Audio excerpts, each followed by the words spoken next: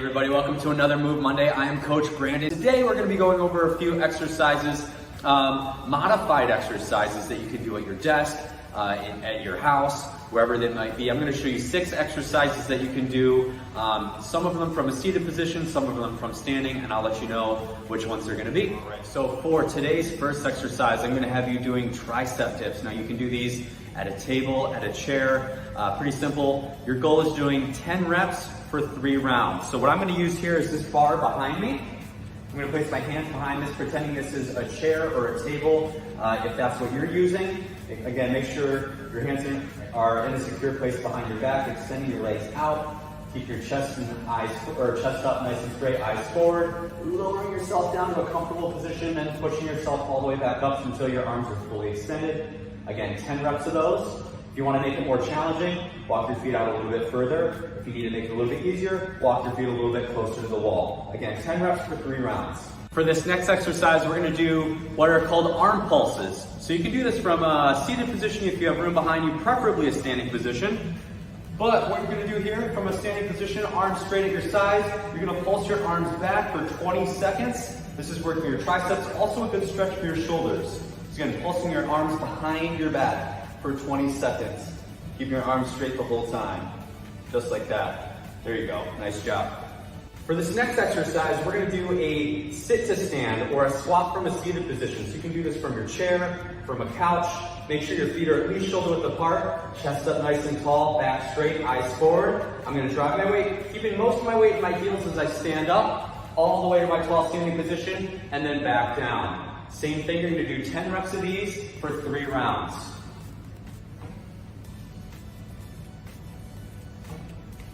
All right, for this next exercise, we're gonna be doing push-ups. Now, a couple different variations of these. We can do push-ups on a table, on a desk as long as it's sturdy, a chair if it's sturdy, or even on the wall. It really depends on how challenging you wanna make it. But for this exercise, I'm gonna use this bar again here. So for your push-up position, make sure your hands about shoulder width, maybe a little bit wider than shoulder width apart.